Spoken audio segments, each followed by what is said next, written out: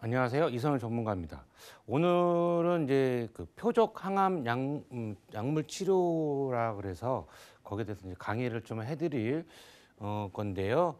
이 표적 항암이라는 게 뭐냐? 일반적으로 저희가 일반 현재로서는 이제 암이 걸리게 되면 이제 항암 치료라는 걸 받게 되는데요. 이 표적 항암이라고 하게 되면 그냥 말 그대로 이제 저희가 암세포, 이 표적, 이 암세포만 찾아서 표적으로 해갖고 암세포만 이제 죽이는 그런 이제 치료인데요. 이 저희가 예전에 갖고 계셨던 보험들 같은 경우는 저희 암 진단 아니면은 항암 약물 치료비 그 정도밖에 들어있지가 않으실 거예요. 그래서 이 보험 자체는 이제 나온 지는 이제 얼마 안 된 보험이기 때문에 이 표적 항암 치료가 그러면 왜 나왔냐라고 이제 물어보신 분들이 계시는데, 이 표적 항암은 비급여입니다. 비급여. 저희 그 국민건강보험공단에서 해주는 급여 부분이 아닌 순수히 비급여이기 때문에 되게 비싸요. 그래서 이 표적 항암 약물 치료 플레이라는 보험이 이제 새로 나왔는데요. 제가 하나씩 차근차근 설명을 좀 드리겠습니다.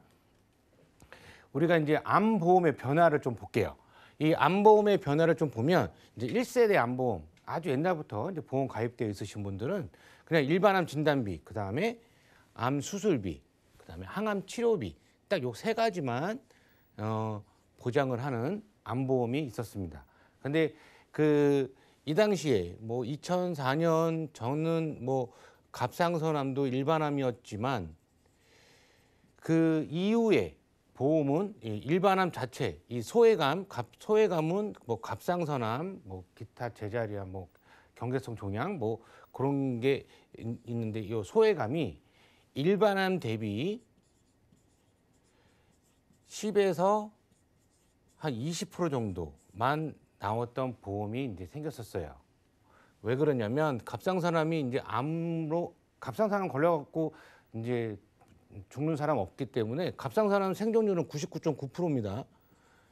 그래서 이 갑상선암을 일반암으로 줄 수가 없었어요. 그렇기 때문에 이제 이 1세대 암보험 때는 소외감을 10에서 20%만 주는 이제 그런 암보험이 있었습니다. 근데 모든 사람들이 이제 갑상선암도 많이 걸리고 이제 소외감도 많이 걸리는데, 보험회사에서 그러면 유사암, 이런 갑상선암, 유사암도 좀 많이 주자 해갖고 초창기 때 이 유사암을 어떤 회사는 4천만 원까지 보장을 해줬습니다. 그런데 모든 보험은요, 이제 처음 만들었을 때 보험을 가입하시라고 말씀을 드리는데요. 이 모든 보험을 이제 만드는 보험사들은 어떤 손해율을 책정을 할 수가 없기 때문에 일단 만들어 봅니다. 만들어 보는데 이 초창기 때 이 유사암도 뭐 1,000에서 최대 4천만 원까지 보장을 해주는 그런 보험을 만들었는데요. 이게 지나다 보니까 손해율이 되게 많이 올라가는 겁니다. 그래서 손해율이 되게 많이 올라가고 보험료도 되게 저렴했어요. 그래서 보험사들이 이제는 안 됩니다 해갖고 1,000만 원 정도, 1천만 원까지밖에 보장을 안 해줍니다, 이 유사암을. 그런데 이 보험을 또 이제 보완을 한 게 제3세대 암보험인데요. 이 제3세대 암보험이란 건 뭐냐면, 우리가 이제 암이 걸리게 되면 특히 뭐 초기 때는 그렇지는 않지만 3기, 4기, 말기 때는 항암, 이 표적 항암 치료라는 걸 좀 의사 선생님들이 많이 권해드리는데 이게 상당히 비쌉니다. 그래서 이제 돈이 많으신 분들은 뭐 상관이 없지만 이제 일반적인 서민분들은 이 표적 항암을 받기가 상당히 좀 부담이 되세요. 경제적으로 상당히 부담이 되셔서 이 표적 항암을 못 받으시고 일반적인 항암 치료를 받으십니다. 그래서 보면 이 3세대 암보험이란 건 바늘생검 진단비랑 표적 항암 치료비, 그 다음에 이 유사암도 이제 재진단을 받았을 때도 보장하는 암보험이 이제 출시가 된 겁니다. 이게 보면 이 표적 항암 약물 허가 치료비라는 건 단점이 약간 10년 갱신이다라는 것만 조금 이게 단점인데요. 이게 왜 지금 10년 갱신만 만들어 놨느냐? 지금 손해율을 책정을 할 수가 없기 때문입니다. 손해율을 책정을 할 수가 없기 때문에 일단 10년 갱신으로 만들어 놓은 거예요. 그래서 보험료도 좀 저렴하고요. 그런데 손해율이 책정이 되게 되면 이것도 이제 비갱신이 나올 수도 있고, 근데 대신에 보험료가 많이 올라가겠죠. 그래서 이제 그 갑상선 바늘 생검 조직 병리 진단비라는 것도 이제 연간 1회 한으로 해서 나오는 이제 진단비를 드리고요. 전립선, 남성분들 전립선 많이 이제 걸리시는데 이 전립선 바늘 생검 조직 병리 진단비도 이제 연간 1회 안에 한번 드리는 거고요.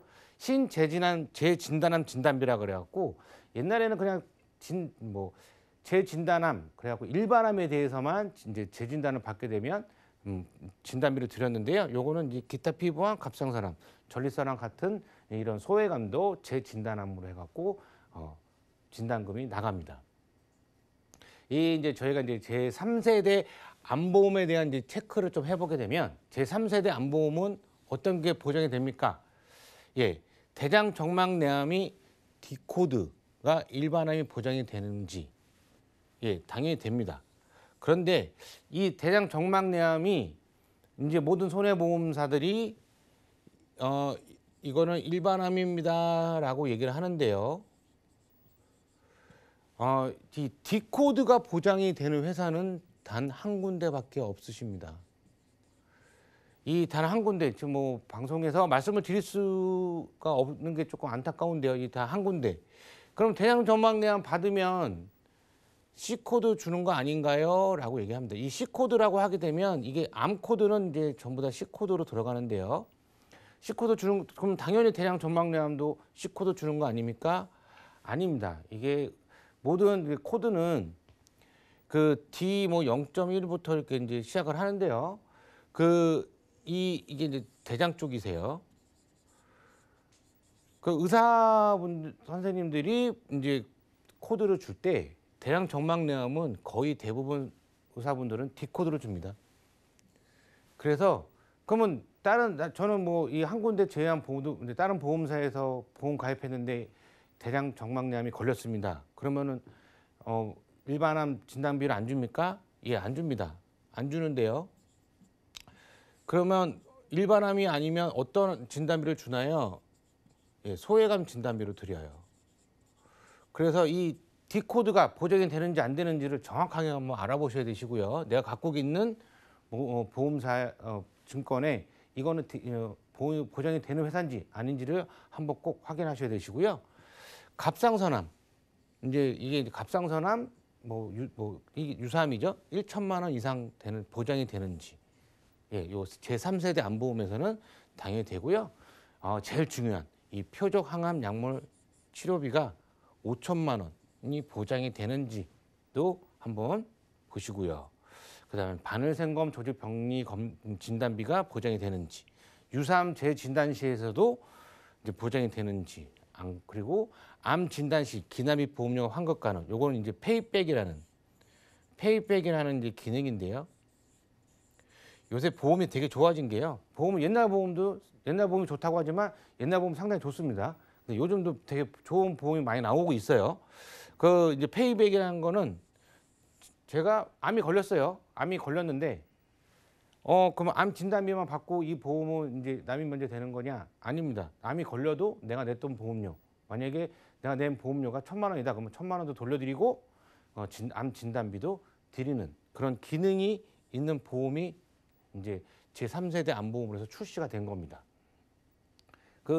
제가 대장 정막내암에 대해서 조금 더 설명을 드리게 되면 암 진단 코드, 예, 암 진단이라고 하게 되면 항상 의사의 진단서 그리고 코드, 그다음에 진단명이 꼭 명시가 돼야 되는 거고요. 암이 걸리게 되면 저 펫CT나 어떠한 조직 검사를 하는데요. 그런 이제 결과지에 따라서 암세포 침윤 정도를 기준으로 해갖고 암 진단금이 나갑니다. 그래서 요거 보면 이게 대장 정막내암 코드인데요. 이 대장 정막내암 코드가 D01에서 01.123 이렇게 나가는데요. 요 D코드를 이제 대장 정막내암에 거쳐서 이 코드를 받으시게 되면 아까 말씀드린 한 군데 보험사를 제외한 모든 보험사는 소외감으로 지급이 되시는 거고요. 이 한 군데 보험사는 그냥 D코드를 받아도 일반암으로 드리겠습니다 해갖고 이제 이 D코드도 일반암으로 진단금이 지급이 됩니다. 그러면 이제 이 조직 검사했을 때 좀 받기가 힘든 거 아닙니까? 아닙니다. 조직 검사 이제 결과상 이제 암세포가 점막내암으로 이제 확인이 되면 어떠한 뭐 확인 없이 의사 선생의 진단서 아니면 소견서 해갖고 일반암으로 이제 인정을 해주게 돼 있습니다. 그래서 여기서 이 대장 제자리암 이 D0, D 이제 01.1이 이제 요 코드를 명기가 되어 있는지 안 되어 있는지 한번 좀 보시는 것도 방법이세요. 그래서 이 항상 대장 정막내암은 일반암이라고 생각을 하시면 안 되시고요. 코드를 꼭 한번 확인하셔야 됩니다. 대장 정막내암을 만약에 내가 대장 정막내암이 걸렸는데 C코드를 받았다 하게 되면은 상관은 없으시지만 거의 대다수가 D코드를 받는다는 걸 말씀드리고 싶습니다.